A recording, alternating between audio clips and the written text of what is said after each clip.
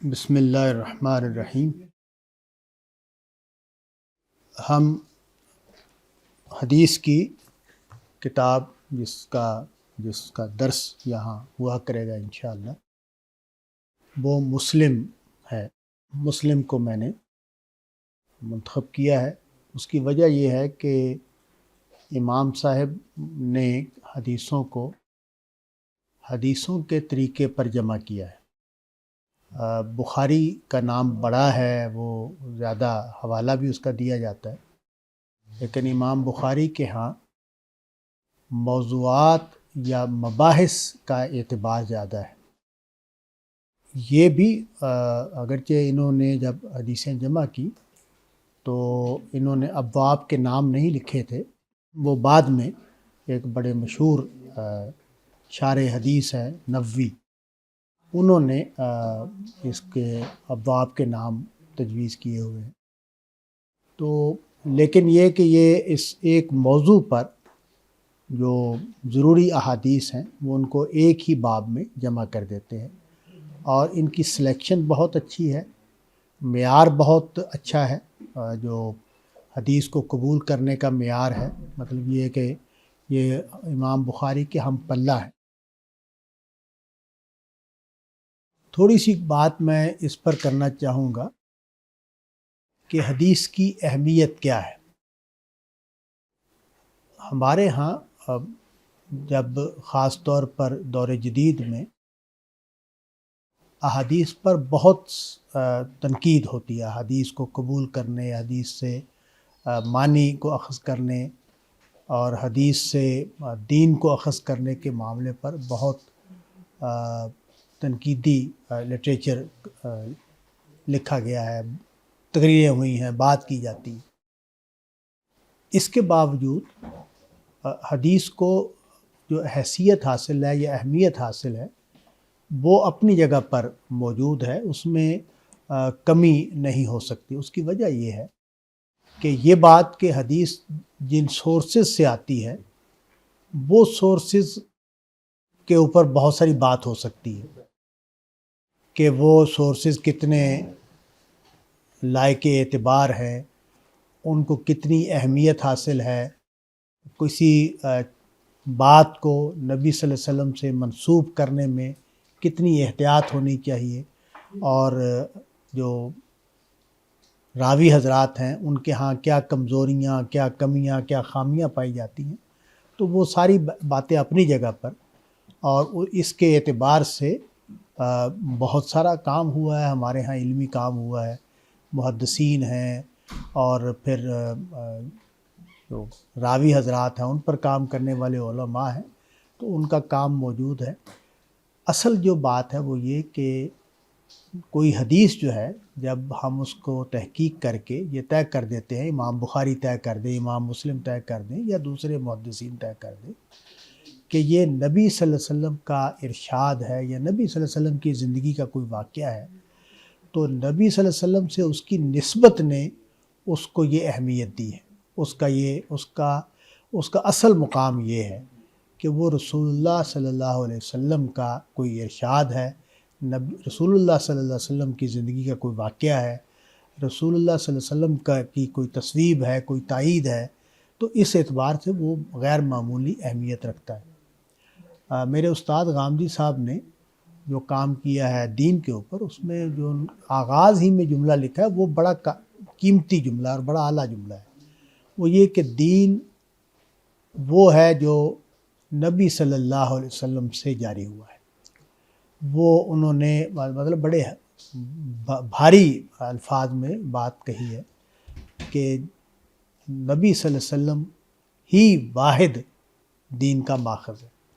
تو یہ جس ہستی کا قول، فعل، عمل ہمارے لیے دین بن جاتا ہے، یہ اس ہستی سے متعلق علم ہے جس کو ہم علم حدیث کہتے ہیں۔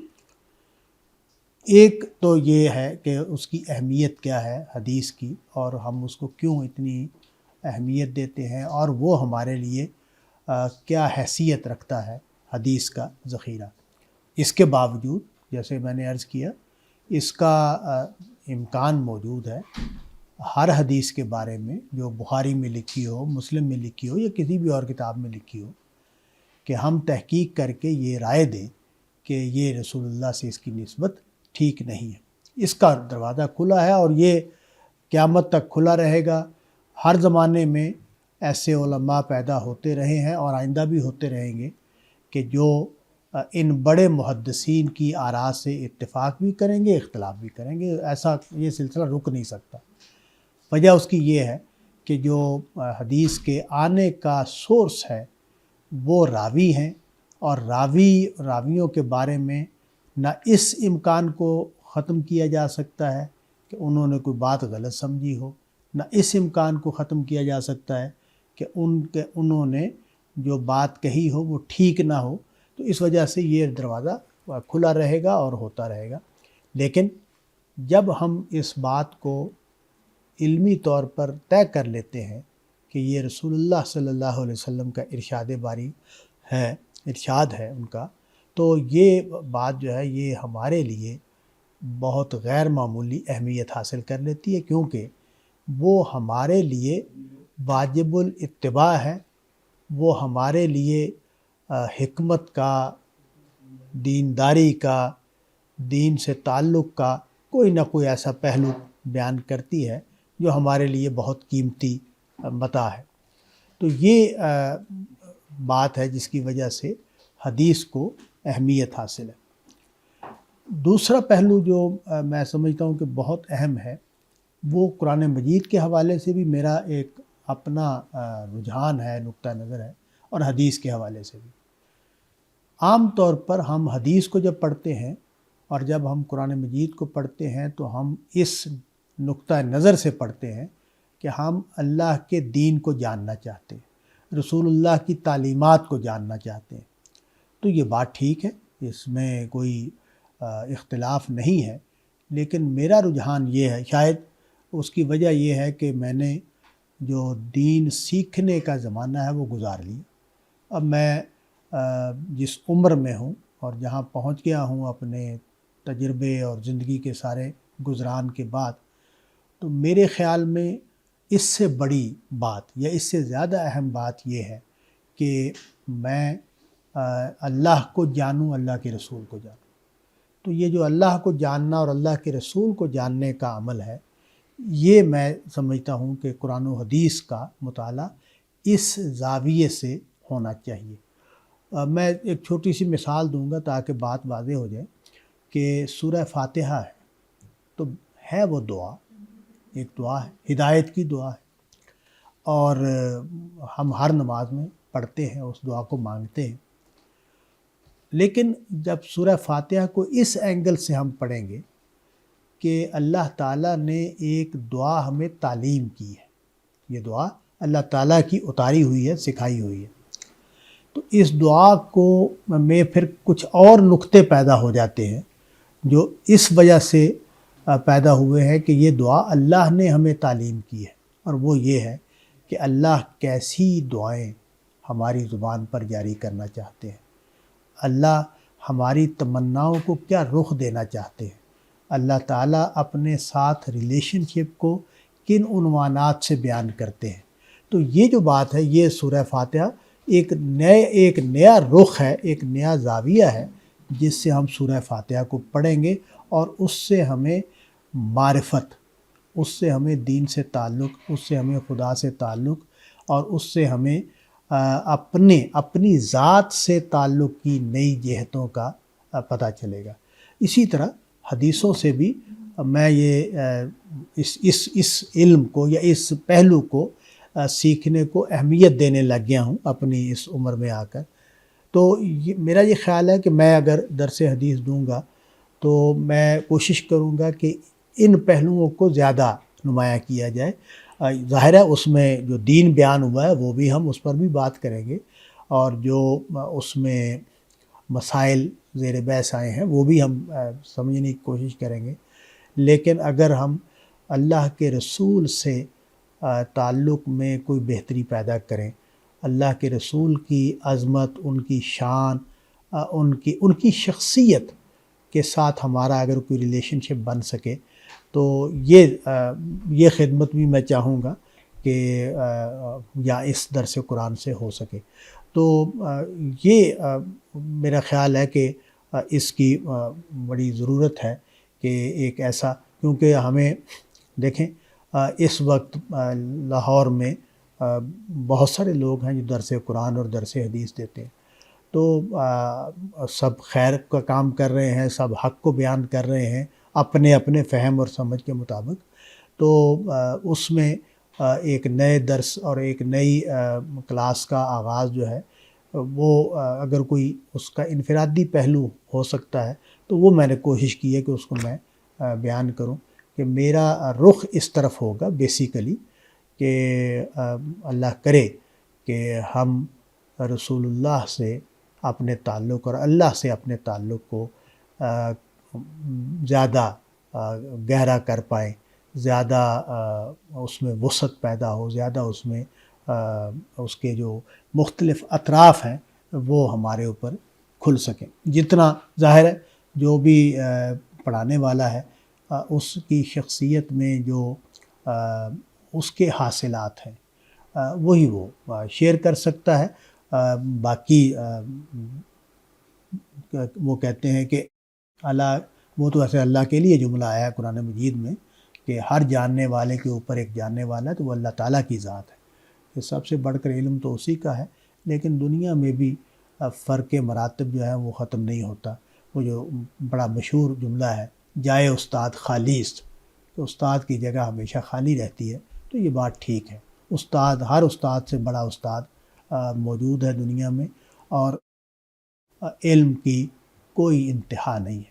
کوئی بھی شخص وہ جتنا بھی پڑھ لے، جتنا بھی محنت کر لے، جتنا بھی سیکھ لے، اس پر یہی حقیقت منکشف ہوتی ہے کہ میں ابھی طالب علم ہوں، مجھے ابھی بہت کچھ سیکھنا ہے. مسلم کی پہلی روایت ہم پڑھیں گے آج، اور یہ روایت جو ہے یہ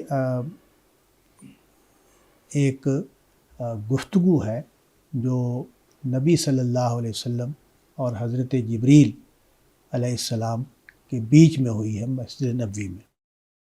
یہ واقعہ اس طرح ہے کہ حضرت جبریل جو ہیں وہ انسان کی صورت میں مسجد نبوی میں آئے ہیں اور رسول اللہ کے بالکل پاس جا کر بیٹھ گئے ہیں، اور انہوں نے حضور سے 4 سوالات کیے ہیں اور حضور نے ان کے جواب دیے. یہ واقعہ بھی اپنی جگہ پر ایک حقیقت کا انکشاف کرتا ہے، اور وہ حقیقت یہ ہے کہ اللہ تعالیٰ کی جب عنایت کی فراوانی تھی اور اللہ تعالیٰ نے یہ فیصلہ کیا تھا اور ایک شخص کو پیغمبر بنا کے ایک قوم کی طرف بھیج دیا تھا، تو ان کی تعلیم اور ان کی تربیت کے لیے طرح طرح کے طریقے اختیار کیے گئے ہیں. یہ بات قرآن مجید کو پڑھنے سے بھی معلوم ہوتی ہے. ہم حدیثوں کو پڑھیں گے تو وہاں بھی یہ بات ہمیں سمجھ میں آئے گی کہ اللہ تعالیٰ جب کسی بندے کے ساتھ خیر کا فیصلہ کر لیتے، اور وہ یہ بات قرآن مجید میں بیان ہوئی ہے کہ جس کو حکمت عطا ہو گئی اس کو خیر کثیر عطا ہو گیا. تو یہ جو حکمت عطا ہونا ہے اس کے لیے ایک پروسیس ہے جو چلتا ہے ہر شخص کے ہاں. ہم مختلف واقعات، مختلف حادثات، مختلف کتابوں، مختلف شخصیتوں سے گزرتے ہیں، اور ہماری شخصیت میں معرفت کے پہلو پیدا ہوتے رہتے ہیں. ہمارے ذہن کی کشادگی، ہمارے علم کی کشادگی کا بندوبست ہوتا رہتا ہے. تو یہ جو عمل ہے یہ ہر انسان کے ساتھ ہو رہا ہے. لیکن جب رسول اللہ صلی اللہ علیہ وسلم تشریف فرما تھے اور اپنا دعوت کا کام کر رہے تھے، تو اس وقت یہ کیا کیا صورتیں اس کے لیے اختیار کی اللہ تعالیٰ نے. وحی اتاری، بہت سارے واقعات ہوئے، قرآن مجید اترا. نبی صلی اللہ علیہ وسلم کو قرآن مجید کے علاوہ بھی معلوم ہوتا ہے کہ مختلف رہنمائی کے مواقع پر رہنمائی دی گئی. تو یہ سارا کام جو ہے وہ ہو رہا ہے اس لیے کہ ایک گروہ کا انتخاب ہوا ہے کہ ان کو اللہ کے دین کا علمبردار بننا ہے اور دنیا تک دین کو پہنچانا ہے۔ تو یہ جو سارا ایکٹیویٹی ہے یہ اس میں یہ واقعہ ہوا ہے کہ حضرت جبرائیل علیہ السلام ایک موقع پر کوئی بنیادی سوالات ہیں جن کو لے کر آئے ہیں، اور نبی صلی اللہ علیہ وسلم نے جب وہ چلے گئے ہیں تو یہ جملہ بولا ہے کہ یہ آئے تھے جبرائیل تمہیں تمہارا دین سکھانے کے لیے۔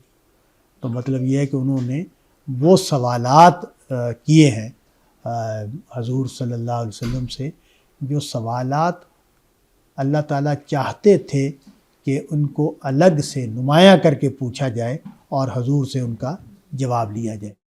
ایک بات تو یہ اس میں آئی کہ اللہ تعالیٰ نے اپنے رسول کے ساتھیوں کو ایک خاص معرفت عطا کرنے کے لیے جبریل علیہ السلام کو بھیجا کہ وہ جا کے انسانوں کی طرح جائیں اور انسانوں کی طرح جا کے بیٹھ کے پوچھیں، سوالات کریں، اور ان سوالوں کا جواب لوگوں کو معلوم ہو کہ دین پر غور کرنے کا ایک اینگل یہ بھی ہے۔ تو یہ وہ بات ہے جو میں شروع میں عرض کیا کہ میں جب حدیث کو پڑھتا ہوں یا قرآن مجید کو پڑھتا ہوں تو میں اس کو معرفت پیغمبر اور معرفت خدا کا ذریعہ بنانے کی کوشش کرتا ہوں۔ تو میں یہ دیکھ رہا ہوں کہ اللہ تعالیٰ کیا کر رہے ہیں نبی صلی اللہ علیہ وسلم کے ساتھیوں کے معاملے میں، اور رسول اللہ صلی اللہ علیہ وسلم نے جو جوابات دیے ہیں اس سے یہ معلوم ہوتا ہے کہ حضور کا جو دین کا ادراک ہے، حضور کا جو دین کی گہرائیوں میں اترنا ہے، وہ اس کی سطح کیا ہے، اس کا مقام کیا ہے، اس کی حیثیت کیا ہے۔ تو یہ وہ چیز ہے کہ جو ہم کوشش کریں گے کہ روایات کو پڑھتے وقت، حدیثوں کو پڑھتے وقت اس کو جس حد تک ممکن ہے اس کی گہرائی میں جائیں۔ اس روایت کو بیان کرنے سے پہلے امام مسلم نے ایک واقعے کو تمہید کے طور پر نقل کیا ہے۔ واقعہ یہ ہے کہ اب یہ وہ علمی جو سوالات پیدا ہو گئے ہیں صحابہ کے زمانے میں، ان میں سے ایک سوال کا ذکر کیا ہے، اور عبداللہ بن عمر سے وہ ملاقات کرنے کے لیے آئے ہیں۔ ایک صاحب کا نام لیا جاتا ہے عبداللہ جوہنی، کہ انہوں نے یہ گفتگو شروع کر دی تھی، اور یہ تعارف کروانے والے جو عبداللہ بن عمر سے گفتگو کر رہے ہیں انہوں نے آ کے یہ کہا ہے کہ یہ جو صاحب ہیں عبداللہ جوہنی، یہ قرآن پڑھتے پڑھاتے ہیں، یہ بہت ساری چیزوں کو پڑھتے پڑھاتے ہیں، اور یہ گفتگو کر رہے ہیں۔ وہ گفتگو کیا ہے، میں اس کا خلاصہ یا اس کی طرف اشارہ کر دیتا ہوں۔ ہمارے لیے یہ بڑا بنیادی سوال ہے، اور یہ ہمیشہ سے انسانی ذہنوں میں یہ سوال ایک بڑے سوال کے طور پر موجود رہتا ہے۔ ہم نے کسی نہ کسی طرح اس کو حل کیا ہوا، ہم میں سے ہر ایک نے حل کیا ہوا۔ وہ یہ کہ یہ جو دنیا ہے اس میں ہمیں اختیار بھی حاصل ہے یا نہیں حاصل ہے، ہمیں کوئی اختیار حاصل ہے یا نہیں حاصل، ہم پابند ہیں تقدیر کے یا نہیں۔ یہ بڑا بنیادی سوال ہے جو تمام انسان اس میں سے سوال کو سے گزرتے ہیں، اور اس کا کوئی نہ کوئی جواب انہوں نے اپنے آپ کو دیا ہوتا ہے اور اس مسئلے کو حل کیا ہوتا ہے۔ سوال یہ ہے جس کو میں نے بیان کیا، وہ سوال یہ ہے کہ کیا انسان کو اختیار دیا گیا ہے یا نہیں دیا گیا، اس کے پاس کوئی اختیار ہے یا نہیں۔ یہ جو ہم نیکی کرتے ہیں، ہم برائی کرتے ہیں، تو یہ ہم اختیار کے ساتھ کرتے ہیں یا ہمارے مقدر میں لکھا ہوا تھا کہ ہم نے یہ کرنا ہے؟ ہمارا کوئی نقصان ہوتا ہے، ہمارا کوئی فائدہ ہوتا ہے، تو یہ ہماری کوئی غلطی سے ہوا ہے، ہمارے اختیار سے ہوا ہے، یا اس کا فیصلہ کہیں اور ہوا تھا؟ تو یہ آپ دیکھیں ہمارے ہاں ایک جملہ بہت چلتا ہے، خاص طور پر جب شادی میں مسائل شروع ہوتے ہیں تو اس وقت یہ جملہ ہم آرام سے بولتے ہیں کہ اے مقدر ہی لکھیا آیا سی، یا اے مقدر ہی لکھی ہوئی سی۔ تو یہ جو جملہ ہے یہ اصل میں یہ بتا رہا ہے کہ فیصلہ ہم نے نہیں کیا، فیصلہ کہیں اور سے ہوا تھا، اور ہمیں اب اس میں سے گزر رہے ہیں۔ تو یہ بڑا بنیادی سوال ہے کہ جو انسانوں کے ذہن میں پیدا ہوتا ہے، اور اس کا کوئی نہ کوئی جواب ہر شخص نے اپنے آپ کو دیا ہوا ہوتا ہے، اور اس سے وہ اپنے آپ کو چلا رہا ہوتا ہے۔ تو یہ سوال صحابہ کے زمانے میں پیدا ہو گیا اور اس پر نقطۂ نظر بننے شروع ہو گئے. تو یہ جو صاحب ہیں عبداللہ جوہنی، ان کا نقطہ نظر یہ تھا کہ تقدیر کوئی چیز نہیں، کوئی چیز بھی پیچھے سے طے نہیں ہے، کوئی چیز بھی فکس نہیں ہے. ان کو بعد میں قدریہ کہا گیا کہ جو یعنی تقدیر کا انکار کرتے ہیں اور یعنی ہر چیز میں انسان آزاد ہے، کوئی چیز پیچھے سے طے نہیں ہے، کوئی تقدیر نہیں ہوتی. جیسے تقدیر کا لفظ ہم جیسے بولتے ہیں، تو جو لوگ تقدیر کا انکار کرتے ہیں، تقدیر کو نہیں مانتے، ان کا نام ہم نے قدریہ رکھا. اور جو تقدیر کو مانتے ہیں کہ تقدیر ہے پیچھے سے، ان کا نام ہماری علمی روایت میں جبریہ ہے. تو یہ قدریہ ہے جن کا یہ نقطہ نظر تھا کہ کوئی چیز پیچھے سے طے نہیں ہے، انسان جو ہے وہ خود فیصلے کرتا ہے، خود عمل کرتا ہے، پوری آزادی انسان کو حاصل. تو یہ سوال پیدا ہوا اور اس پر ایک نقطہ نظر ایک صاحب عبداللہ جوہنی، جن کا نام روایت میں آیا ہے، انہوں نے ڈیولپ کیا اور اس کو بیان کرنا شروع کر دیا. اب ظاہر ہے لوگوں کے دلوں میں یہ پرابلم پیدا ہوتی ہے کہ بھئی یہ ٹھیک ہے بات یا نہیں ٹھیک ہے. تو ان لوگوں نے یہ فیصلہ کیا کہ ہم کسی عالم دین سے پوچھتے ہیں جا کے. تو چونکہ یہ صحابہ کے آخری زمانے کے واقعات ہیں، تو اس وقت ایک بہت بڑی شخصیت مدینے میں موجود تھی، حضرت عمر رضی اللہ عنہ کے صاحبزادے عبداللہ. تو انہوں نے یہ فیصلہ کیا کہ وہ عبداللہ بن عمر کے پاس جائیں گے. عبداللہ بن عمر جو ہیں وہ بہت بڑی شخصیت ہیں اس اعتبار سے کہ وہ دین کا جو علمی کام کرنے والی ہستیاں ہیں صحابہ میں سے، ان میں سے ایک ہستی ہے. اور انہوں نے ان کا بہت بڑا وسیع حلقہ ہے، بہت لوگ ان سے ملنے کے لیے آتے ہیں، ان سے آ کے دین کے بارے میں سوالات کرتے ہیں، گفتگو کرتے ہیں، اپنی الجھنیں ان کے سامنے رکھتے ہیں. ان کے بہت سارے فتاویٰ ہیں جو حدیث کی کتابوں میں ہمیں ملتے ہیں، فقہ کی کتابوں میں بھی ان کا ذکر آتا ہے کہ انہوں نے دین کے حوالے سے لوگوں کے سوالوں کے جواب دیے ہیں. حضرت عائشہ ہیں، عبداللہ بن عمر ہیں، عبداللہ بن عباس ہیں، یہ بہت سارے صحابہ ہیں. اور یہ نبی صلی اللہ علیہ وسلم کے زمانے میں نوجوان تھے، اس لیے ان کو لمبا زمانہ ملا ہے اور کہ یہ لوگوں کی دینی تعلیم اور تربیت کا کام کریں. تو انہوں نے یہ فیصلہ کیا کہ یہ آ کے حضرت عبداللہ بن عمر سے ملیں گے اور یہ عبداللہ جوہنی کا جو نقطہ نظر ہے اس کے بارے میں سوال کریں. اب یہ بھی بڑا دلچسپ بات ہے کہ عبداللہ بن عمر کو جب معلوم ہوا، انہوں نے آ کے پورا تعارف کروایا کہ یہ بندہ ہے، اس طرح کی باتیں کرتا ہے اور اس نے یہ بات کہی ہے. تو انہوں نے بڑا سخت جواب دیا ہے، رد کر دیا ہے بات کو. اتنا سخت جواب دیا ہے کہ جو مطلب یہ کہ عام طور پر یہ توقع نہیں ہوتی کہ صحابہ کے ہاں سے اتنا سخت رد عمل آئے گا. انہوں نے کہا کہ اس کو جا کے بتا دو اس شخص کو کہ ہمارا اس سے کوئی تعلق نہیں.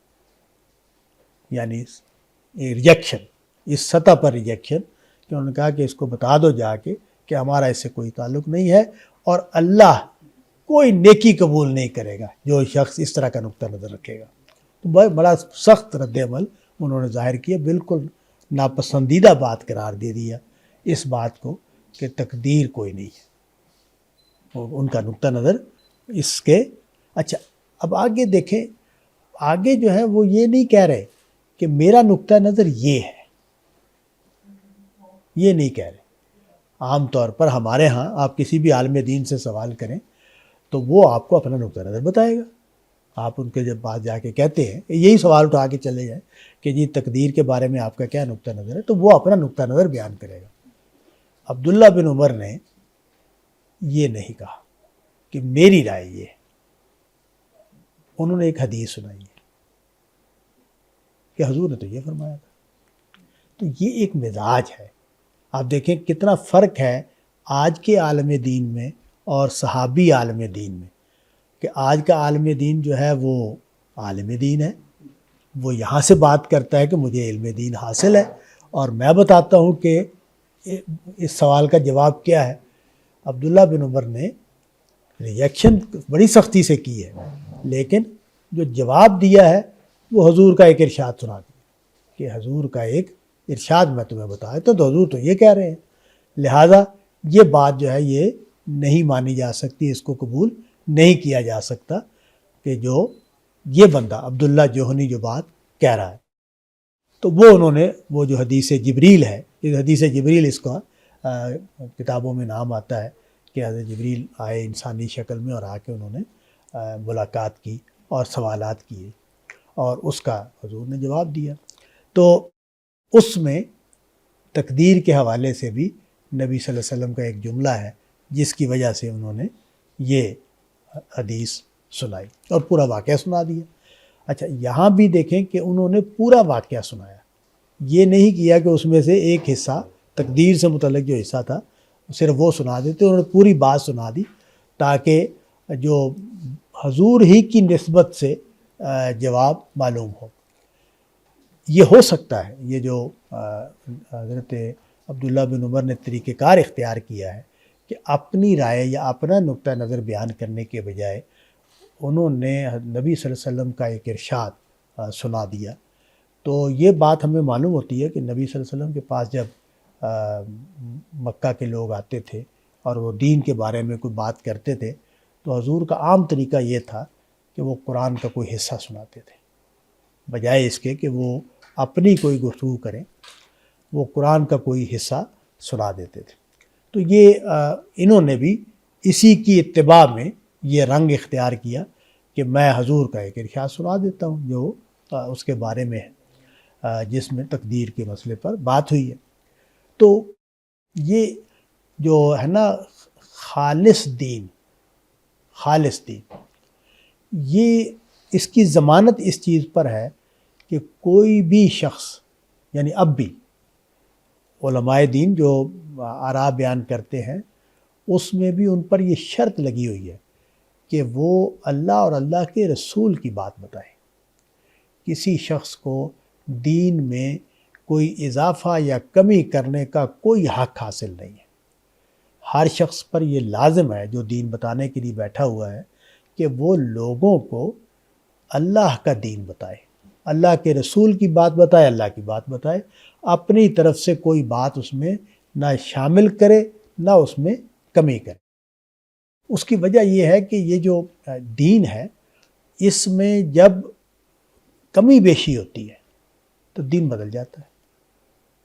آپ دیکھیں کہ بہت سارے لوگ، میں یہ دیکھتا ہوں کہ ان کی دینی زندگی گزارنا چاہ رہے ہیں، لیکن ان کی دینی زندگی کیا ہے؟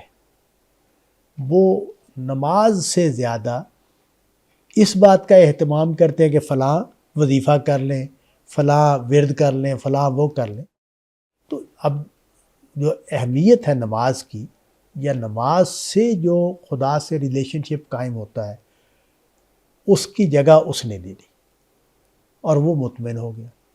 کوئی شخص اگر نعتیں پڑھے تو نعتیں پڑھنا اچھی بات ہے، نبی صلی اللہ علیہ وسلم کی تعریف کرنا، نبی صلی اللہ علیہ وسلم کے کمالات کو بیان کرنا بڑا اچھا کام ہے، بہت اعلیٰ کام ہے، بڑا دل لگتا ہے اس میں، بڑی خوبصورت چیزیں ہیں جو شاعروں نے نعت کے حوالے سے لکھی ہیں۔ لیکن یہ نماز کو ریپلیس کر دے، یہ قرآن کی تلاوت سے کو ریپلیس کر دے تو ظاہر ہے یہ کام خراب ہو گیا، غلط ہو گیا۔ تو اس وجہ سے یہ بہت ضروری ہے کہ جو چیز ہے وہ اپنی جگہ پر رہے، اور وہ تبھی رہ سکتی ہے کہ جب ہم خالص دین کو بیان کریں گے، وہ دین جو قرآن میں بیان ہوا ہے، وہ دین جو نبی صلی اللہ علیہ وسلم نے جاری فرمایا ہے۔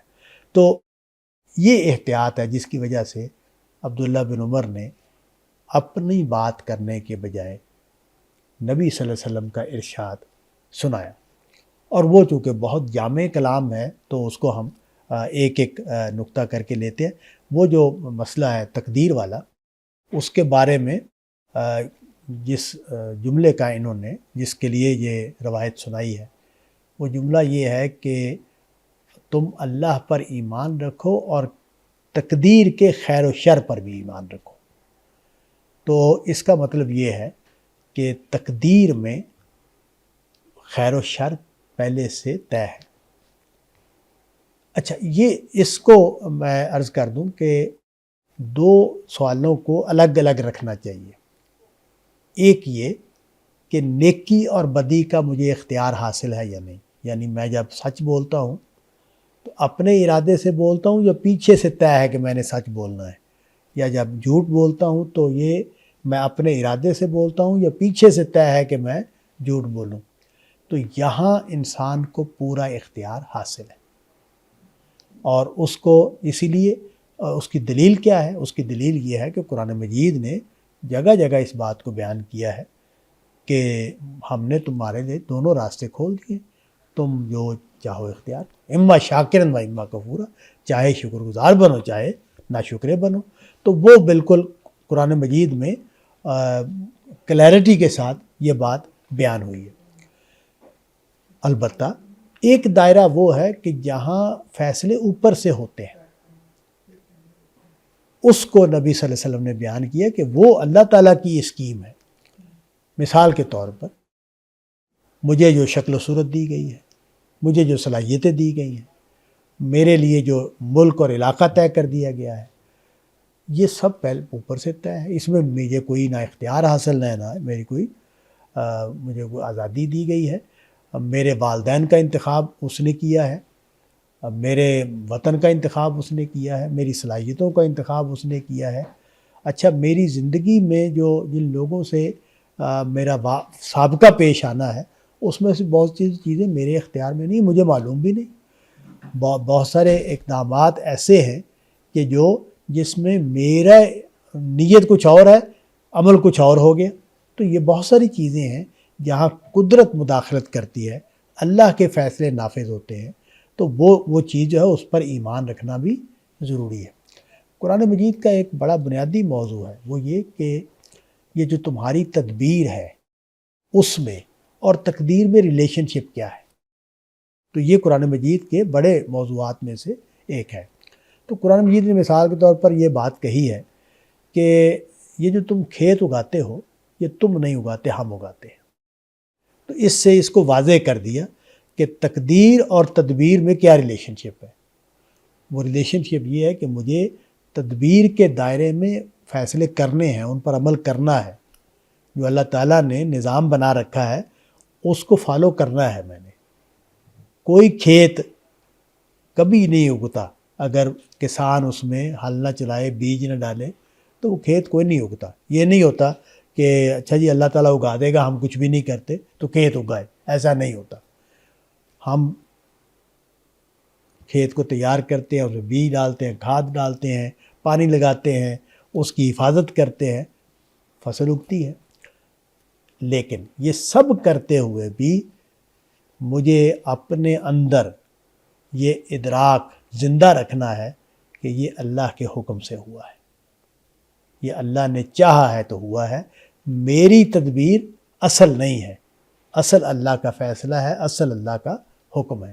تو یہ دونوں چیزیں جو ہیں اپنی جگہ پر قائم رہیں تو یہ صحیح جگہ ہے جو قرآن مجید نے بیان کر دی کہ تقدیر اور تدبیر کا یہ ریلیشن شپ ہے، اس کے مطابق تم نے زندگی کا نقشہ بنانا ہے۔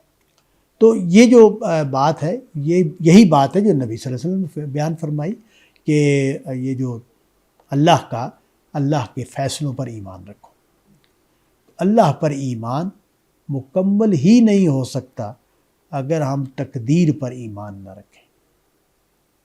اگر ہم یہ رائے قائم کر لیں جو عبداللہ جوہنی نے قائم کی، جسی وجہ سے انہوں نے اتنی سختی سے ریجیکٹ کیا اس کی بات کو، جب ہم یہ کہیں گے کہ اللہ کا کوئی فیصلہ نافذ نہیں ہوتا، اللہ کی اب کوئی مداخلت ہماری زندگی میں نہیں ہوتی، ہم جو چاہیں کریں، جیسے چاہیں رہیں، جیسے چاہیں جئیں، جو ہنر چاہیں اختیار کریں، جو تدبیر چاہیں اختیار کریں، کوئی اللہ تعالیٰ کی طرف سے مداخلت نہیں ہوتی، کوئی اللہ تعالیٰ کی طرف سے اس میں حکم نہیں دیا جاتا، تو اس کے نتیجے میں خدا کو ماننا بے معنی ہو جاتا ہے۔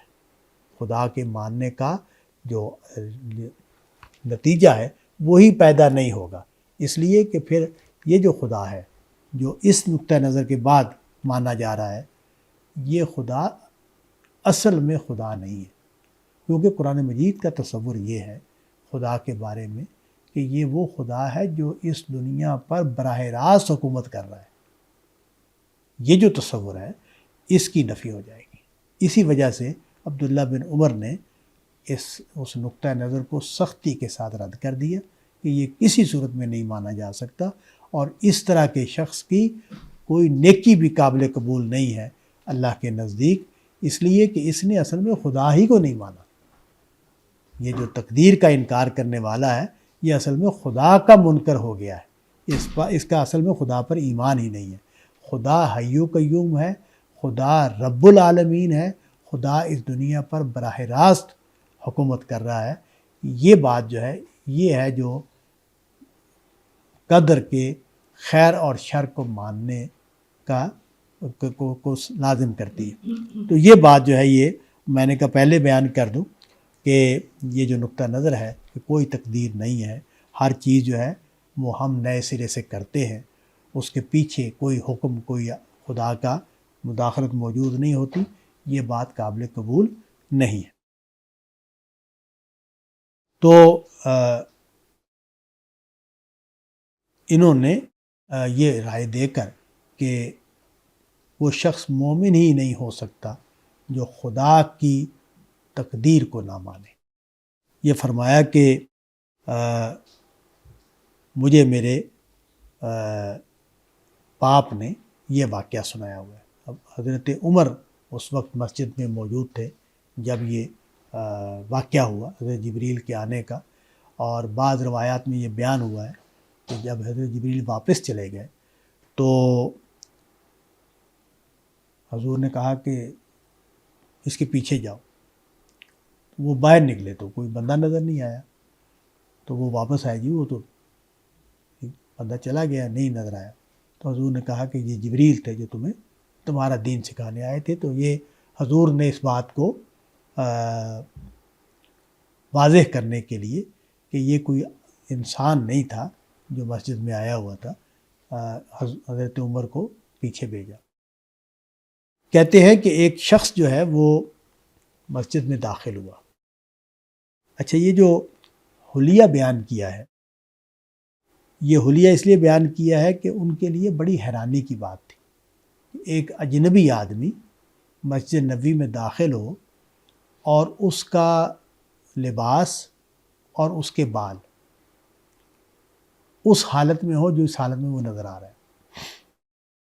عام طور پر چونکہ مدینہ جو ہے اس کے طرف جتنے بھی راستے جاتے تھے اس زمانے میں وہ صحرائی راستے تھے، اور جو بھی مسافر پہنچتا تھا اس کا لباس اور اس کے بال گرد آلود ہوتے تھے۔ اس وجہ سے یہ پتہ چل جاتا تھا کہ یہ بھئی مسافر ہے۔ اچھا، شہر کا آدمی ہوگا تو وہ ظاہر دھلا ہوا بھی ہو سکتا ہے، صاف ستھرا بھی ہو سکتا ہے، یہ صاحب اجنبی ہیں۔ اچھا، اس زمانے میں ہمیں یہ معلوم ہے کہ نبی صلی اللہ علیہ وسلم نے ایک زمانے میں مردم شماری کرائی تھی مدینے کی، تو گنتی کروائی تھی آبادی کی، تو 1500 کے قریب جو آبادی تھی وہ اس وقت تھی حضور۔ تو اس کا مطلب ایک چھوٹا سا گاؤں، 1500 تو کوئی آبادی نہیں ہے۔ ہمارے اب جو ہمارے تو گاؤں بھی اس سے 4 گنا 5 گنا آبادی والے ہوتے ہیں۔ تو وہ ایک چھوٹی سی بستی ہے جس میں نبی صلی اللہ علیہ وسلم، تو اتنی چھوٹی اگر بستی ہوگی تو لوگ ایک دوسرے کو جانتے ہیں، ناموں سے واقف ہوتے ہیں۔ اب بھی ہمارے کسی گاؤں میں چلے جائیں تو آپ جا کے پوچھیں میں نے فلاں کے گھر میں جانا ہے، تو کوئی بچہ بھی ہوگا تو اس کو گھر کا بھی پتہ ہوگا، افراد کا بھی پتہ ہوگا، ناموں کا بھی پتہ ہوگا کہ اچھا فلاں وہی اس گلی میں گھر ہے، اور ان کا، اور رستے میں آتے جاتے وہ آپ کو ان کے واقعات بھی سناتا رہے گا، جی میں اس طرح ملا تھا، میں یہ بات ہوئی۔ تو یہ صاحب آئے مسجد نبوی میں اور سب کے لیے یہ اجنبی تھے، اور حیرانی کی بات یہ تھی کہ ان کے لباس اور ان کے بالوں کے اوپر گرد کا کوئی نام و نشان نہیں تھا۔ تو یہ حیرانی کی بات ہے، اسی لیے دیکھیں کہ انہوں نے بات ہی یہاں سے شروع کی حضرت عمر نے کہ ایک بندہ آیا مسجد نبوی میں جس کے بال بالکل سیاہ تھے، چمکدار سیاہ، اور لباس چمکدار سفید، تو کوئی اس کے اوپر نشان نہیں تھا سفر کا۔ تو وہ آگے آ گئے اور اس کے اوپر سفر کا کوئی نشان نظر نہیں آ رہا تھا اور ہم میں سے کوئی پہچانتا بھی نہیں تھا.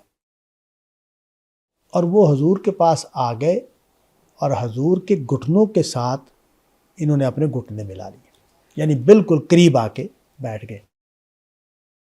اس کو کئی طریقوں سے لوگوں نے اس واقعے کو سمجھنے کی کوشش کی ہے کہ یہ کیا ہوا ہے، یعنی ان کا حضور صلی اللہ علیہ وسلم کے پاس آنا اور حضور کے ساتھ اس طرح گھٹنے جوڑ کر بیٹھنا. تو ایک تو یہ کہ اس میں یہ نظر آ رہا ہے، لگتا ہے کہ دونوں دو زانو بیٹھے ہوئے تھے، نبی صلی اللہ علیہ وسلم بھی دو زانو بیٹھے ہوئے تھے، وہ بھی آ کے دو زانو بیٹھ گئے اور گھٹنوں کے ساتھ گھٹنے ملا لی. لیکن یہ ضروری نہیں ہے، یہ یعنی وہ غالباً میرا نقطہ نظر یہ ہے کہ بیان کرنے والے کا مقصد یہ ہے کہ بالکل پاس آ کے ساتھ جڑ کے آ کے بیٹھ گئے. اس سے زیادہ امیجینیشن کو چلانے کی ضرورت نہیں ہے، کیونکہ باقی تفصیل ہمیں نہیں معلوم کہ نبی صلی اللہ علیہ وسلم کس طرح بیٹھے ہوئے تھے، چوکڑی مار کے بیٹھے ہوئے تھے یا دوزانوں بیٹھے ہوئے تھے، کس طرح بیٹھے ہوئے تھے. عام طور پر چوکڑی مار کے ہی مجلس میں جب لوگ بیٹھتے ہیں زمین کے اوپر تو اس بیٹھنے کا عام طریقہ یہی ہے، کیونکہ دوزانوں بیٹھنا لمبے ٹائم کے لیے ذرا مشکل ہوتا ہے. تو خیر وہ آ کے بیٹھ گئے. اس سے بھی مقصود کیا تھا، جو میری سمجھ میں آ رہی ہے بات، وہ یہ کہ مقصود یہ تھا کہ یہ کوئی بندہ ہے، کوئی خاص بات کرنے آیا جو اس طرح جا کے بالکل ساتھ جا کے جڑ کے بیٹھ گیا، تو تاکہ لوگ متوجہ ہوں. مقصود یہی تھا کہ اس مجلس میں جتنے لوگ ہیں وہ متوجہ ہو کے اس بندے کی نبی صلی اللہ علیہ وسلم گفتگو کو دھیان کے ساتھ سنیں.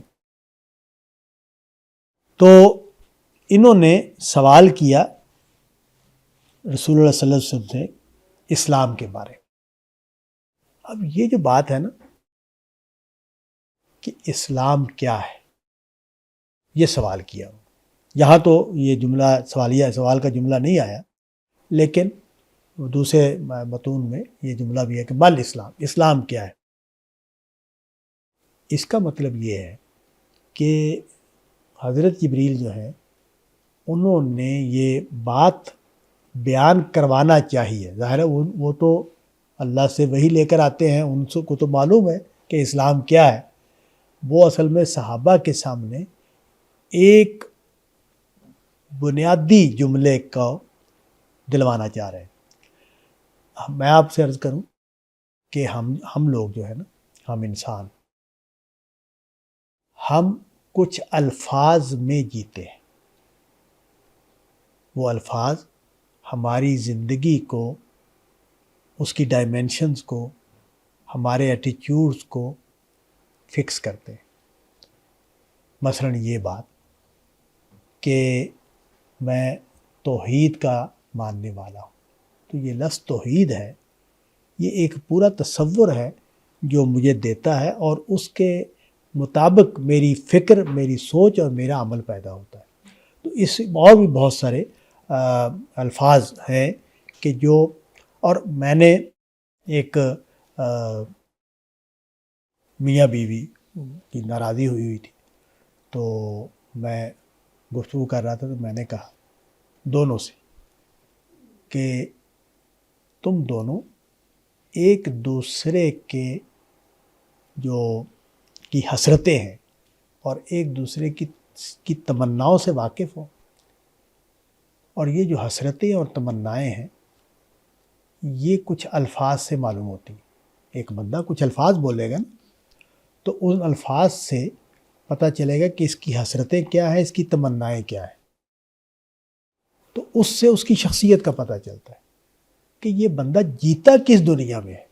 کیونکہ میری حسرتیں اور میری تمنائیں جو ہیں یہ میری دنیا بتاتے ہیں. اور جب تک ہم یہ نہ ہمیں پتہ چلے کہ دوسرا بندہ کس دنیا میں جیتا ہے، ہم اس کے ساتھ جو بھی ڈیلنگ کر رہے ہیں وہ ڈیلنگ ہو سکتا ہے ٹھیک نہ ہو سکتا ہے ٹھیک بھی ہو، لیکن یہ اس کا امکان ہے کہ وہ ٹھیک نہ ہو. تو اگر ہم اس شخص کو جان لیں کہ یہ کس دنیا میں جیتا ہے، تو یہ جو سوالات ہیں یہ اصل میں ان جملوں کو پانے کے لیے ہیں کہ جو پورے دین کے بارے میں میرے شعور کو گورن کرے، میرے شعور کو وہ ڈائمنشن دے دیں کہ جہاں سے میں نے اپنے دین کے ساتھ کچھ ریلیشن ڈیولپ کرنے ہیں۔ تو یہ ہے جس کی وجہ سے یہ سوال کیے گئے ہیں۔ دیکھیں سوال کیا ہے، اسلام کیا ہے۔ تو اب میں اگر یہ روایت مجھے معلوم نہ ہو، اب میں کسی مولوی سے جا کے یہ سوال کروں یا کسی عام آدمی سے اسلام کیا ہے، اب بھی میں یہ دیکھتا ہوں کہ یہ جواب نہیں دیا جاتا جو حضور صلی اللہ علیہ وسلم نے جواب دیا ہے۔ اسلام رحمت کا دین ہے، اسلام جو ہے وہ اللہ کے حکموں کا نام ہے، اس طرح کے جواب آپ دیں گے نا۔ نبی صلی اللہ علیہ وسلم نے یہ جواب دیا، وہ 5 اعمال بیان کر دیے، اور دیکھیں اعمال بیان کیے۔ اس سے یہ نقطہ خیر قرآن مجید میں بھی اسلام کا لفظ اس معنی میں استعمال ہوا ہے جو ظاہری دین ہے، تو یہاں ظاہری دین بیان ہوا ہے۔ اچھا ظاہری دین میں تو بہت سارے احکام ہیں، صرف 5 تو نہیں ہیں۔ نماز، روزہ، حج، زکوٰۃ اور کلمہ شہادت، یہ 5 چیزیں تو نہیں ہیں نا، وہ تو نکاح طلاق کے احکام ہیں، وراثت کے احکام ہیں، وغیرہ وغیرہ، ایک لمبی فہرست ہے احکام کی، جرائم کی سزائیں ہیں۔ حضور نے صرف یہ 5 کیوں بیان کیے ہیں؟ اس کی وجہ یہ ہے کہ اصل میں دین جو ہے وہ نام ہے خدا کی بندگی کا، اور خدا کی بندگی کے سب سے بڑے مظاہر کیا ہیں، اور جو اسلام نے خاص طور پر طے کیے ہیں۔ بندگی کے بہت سارے مظاہر ہیں جو مختلف مذہبوں میں ہمیں نظر آتے ہیں، لیکن یہاں جو بات بتائی گئی ہے وہ یہ کہ جو اللہ نے خدا کے ساتھ ریلیشن شپ کے جو بنیادی اعمال ہیں وہ جو طے کیے ہیں وہ بیان ہوئے۔ اچھا یہ دیکھیں کہ پہلا جو ہے وہ کلمہ شہادت ہے، اللہ کو میں الہ مانتا ہوں اور محمد صلی اللہ علیہ وسلم کو رسول مانتا ہوں۔ یہاں یہ عقیدہ نہیں بیان ہو رہا، یہاں میرا اعلان بیان ہو رہا ہے۔ تو شہادت دے اس بات کی، اور شہادت دے کا مطلب یہ ہے کہ میں لوگوں کے سامنے اس بات کا اقرار اور اعلان کر رہا ہوں کہ میرا عقیدہ یہ ہے، میں اللہ کو الہ مانتا ہوں اور محمد صلی اللہ علیہ وسلم کو اس کا رسول مانتا ہوں۔ تو یہ جو میرا عقیدہ ہے یہ میرا اعلان بنے، یہ میری زندگی کا۔ اور دیکھیں آپ اذانوں میں یہ کہا جاتا ہے اور اتحیات میں یہ بولا جاتا ہے، یعنی میری زندگی میں ہر وقت اس کو شامل کر دیا ہے۔ نبی صلی اللہ علیہ وسلم نے جب اذکار سکھائے ہیں تو اذان میں بھی اس کو شامل کر دیا کہ ہر مسجد سے دن میں 5 وقت یہ اعلان ہوتا رہے، اور واحد کے صیغے میں اعلان کرتا ہوں کہ اللہ کے سوا کوئی الہ نہیں، اور میں اعلان کرتا ہوں کہ محمد اللہ کے رسول ہیں۔ اور جب ہم نماز پڑھتے ہیں، نماز کو ختم کرنے سے اٹھنے پہلے پھر ہم یہ کلمہ شہادت ادا کرتے ہیں۔ تو یہ پہلا عمل بیان ہوا ہے۔